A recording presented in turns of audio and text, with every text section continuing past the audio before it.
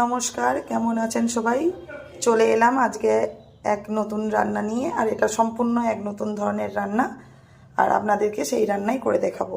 আর এই রান্না করার জন্য আমার লাগবে আলু, ডিম, ফুলকপি, আর এপাশে লাগবে পেঁয়াজ কুচি, কাঁচা লঙ্কা কুচি, রসুন বাটা, আদা বাটা আর ধনেপাতা কুচি।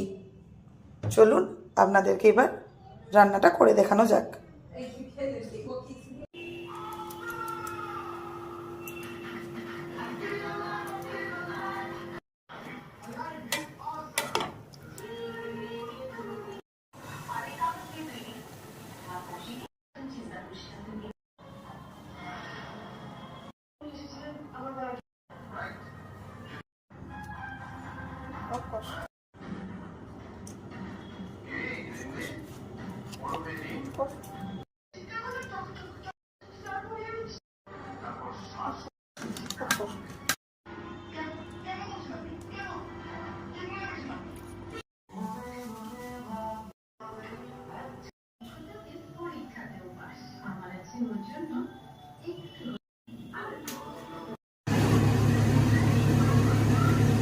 কড়াই তেল দিয়ে দিয়েছি, এবার আলুগুলোকে একটু ভেজে নেব।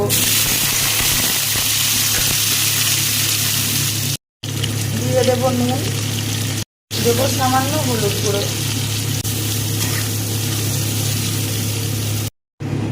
আলু ভাজা তেলের মধ্যেই দিয়ে দেব দুটো তেজপাতাকে মাঝখান থেকে কেটে নিয়ে দিয়ে দিয়েছি, আর একটা লঙ্কাকে মাঝখান থেকে ভেঙে দিয়ে দিয়েছি। আর দেব গোটা জিরে, ফোড়নে দেব।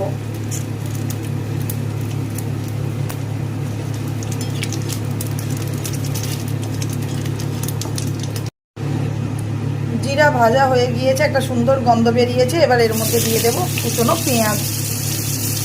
আপনারা চাইলে আলুটা ভেজেও নিতে পারেন, আর না হলে আলু না ভেজেও আপনারা আলুকে কষানোর সময়ও ডাইরেক্ট দিয়ে দিতে পারেন না ভেজে, তাতেও তরকারির স্বাদ ভালোই হয়। তো আমি আলুটাকে হালকা করে ভেজে নিয়েছি। এবার আলু ভাজা তেলের মধ্যেই জিরে, শুকনো লঙ্কা, তেজপাতা ফোড়ন দিয়ে পেঁয়াজ দিয়ে দিয়েছি। পেঁয়াজটাকে একটু ভেজে নেব। পেঁয়াজ ভাজা হয়ে গিয়েছে, দেখুন ভাজা ভাজা হয়ে গিয়েছে। এই সময় দিয়ে দেব রসুন বাটা। রসুনটাকে দিয়ে পেঁয়াজের সঙ্গে ভালো করে ভেজে নেব, যাতে রসুনের কাঁচা গন্ধটা চলে যায়। রসুন ভাজা হয়ে গিয়েছে, এই সময় দিয়ে দেব আদা বাটা, আর সাথে দিয়ে দেব ধুয়ে কেটে রাখা টমেটো কুচি। একই সাথে টমেটো আর আদাটাকে ভালো করে মশলার সাথে কষিয়ে নেব বা ভেজে নেব।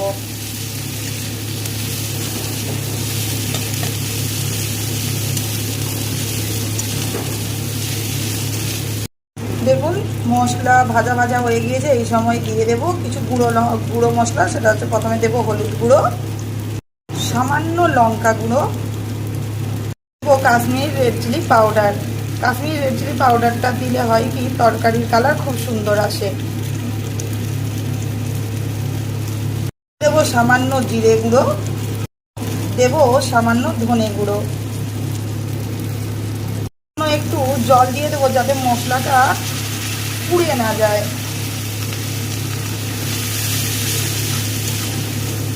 এবার মশলাটাকে ভালো করে কষিয়ে নেব।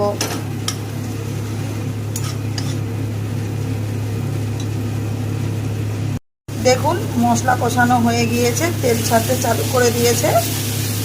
আমি অল্প তেলের মধ্যেই আপনাদেরকে এই রান্নাটা করে দেখানোর চেষ্টা করছি। অনেকে তেল কম খেতে পছন্দ করে, ওই জন্য কম তেলের মধ্যেই এই রান্নাটা করে দেখানোর চেষ্টা করছি। এই রান্নাতে আলুটা না ভাজলেও চলে, কিন্তু আমি আলুটা ভেজেই আপনাদেরকে দেখাচ্ছি। যদি আপনারা চান আলুটা না ভাজতে, তাহলে আপনারা আলুটা না ভেজেও করতে পারেন। মশলা কষানো হয়ে গিয়েছে, এই সময় দিয়ে দেব আলুটা, ভেজে রাখা আলুটা। ভালো করে মশলার সাথে আলুটাকে কষিয়ে নেব।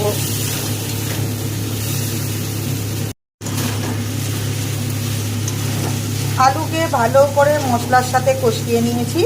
এবার এর মধ্যে দিয়ে দেব জল।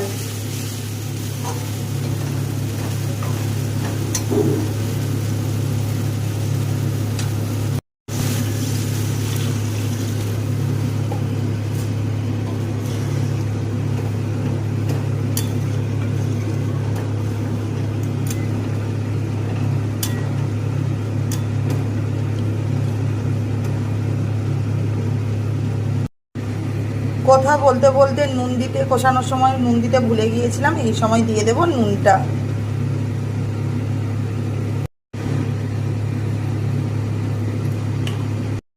ঝালটা আপনাদের প্রয়োজন মতো আপনারা দেবেন।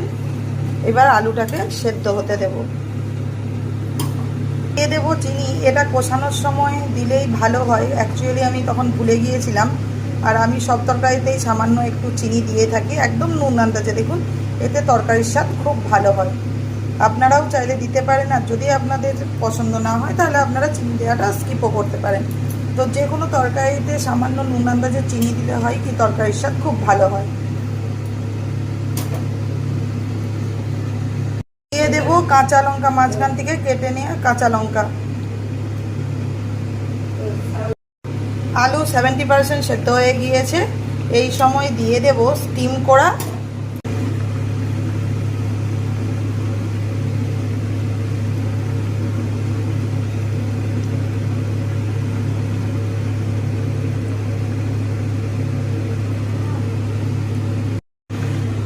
সমস্ত স্টিম করা ডিম আর ফুলকপিকে দিয়ে দিয়েছি। সবাই ডিমের ঝোল খেয়ে থাকেন, কিন্তু ডিমের ঝোলও যে এইভাবে করা যায় সেটাই আজকে আপনাদেরকে করে দেখালাম। ডিম ফুলকপিকে একসাথে স্টিম করে এই রান্নাটা আজকে করে দেখানো। এটাকে কিছুক্ষণের জন্য ঢাকা দিয়ে দেব সেদ্ধ হওয়ার জন্য। এই 2-in-1 ডিমের ঝোল অবশ্যই একবার বাড়িতে ট্রাই করবেন। ডিম ফুলকপির ঝোল, এই 2-in-1 ডিমের ঝোল অপূর্ব স্বাদের হয় খেতে। আর এই তরকারি থাকলে আর অন্য কোনো তরকারির প্রয়োজন পড়ে না। আপনারা নিমেষেই এক থালা ভাত খেয়ে নেবেন আর বারবার বানাবেন। এই তরকারি একবার বানিয়ে খেলে আপনারা বারবার বানিয়ে খাবেন। এতটাই সুন্দর, এতটাই লোভনীয় হয়, এতটাই সুস্বাদু হয় এই তরকারি। বাড়িতে কোনো আত্মীয় স্বজন আসলে একবার এই তরকারি ওনাদেরকে রান্না করে দিলে ওনারা বুঝতেই পারবেন না যে ফুলকপির ঝোল খাচ্ছেন না ডিমের ঝোল। এটা এতটাই সুস্বাদু হয়। অবশ্যই একবার আপনারা বাড়িতে ট্রাই করবেন আর কমেন্টে জানাবেন কেমন লেগেছে। আর এই তরকারি করার জন্য আপনাদেরকে ফুলকপি ভাজারও দরকার নেই আর ডিম ভাজারও দরকার নেই। স্টিম করেই কম তেলের মধ্যে আপনারা এটা করতে পারেন। আর এই তরকারি করার জন্য আলুকেও ভাজার প্রয়োজন পড়ে না, কিন্তু আমি আজকে আপনাদেরকে ভেজে দেখালাম। যদি আপনারা চান যে আলুকে না ভেজে করতে, তাহলে আপনারা ডাইরেক্ট আলুকে মশলার সাথে কষিয়ে নিয়েও করতে পারেন।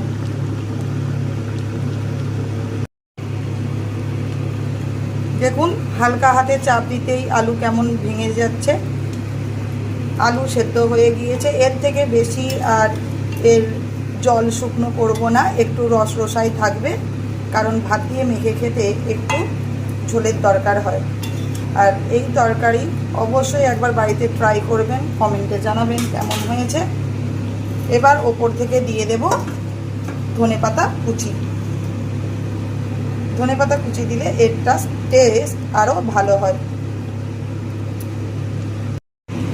ওপর থেকে ধনেপাতা কুচি ছড়িয়ে দিয়েছি। এবার এটাকে আর কিছুক্ষণ এই ধনেপাতার ফ্লেভার যাওয়ার জন্য একটু জাস্ট ফুটিয়ে নেব। ফুটিয়ে নিয়ে নামিয়ে নিলেই রেডি হয়ে যাবে ডিম ফুলকপির ঝোল। ডিম ফুলকপির 2-in-1 ঝোল। দেখুন কত সুন্দর লেগেছে দেখতে। আর এই তরকারি গরম গরম ভাতের সাথে অপূর্ব স্বাদের লাগে। একবার অবশ্যই আপনারা বাড়িতে ট্রাই করবেন আর কমেন্ট করতে ভুলবেন না। আপনাদের কমেন্টের আশায় থাকবো।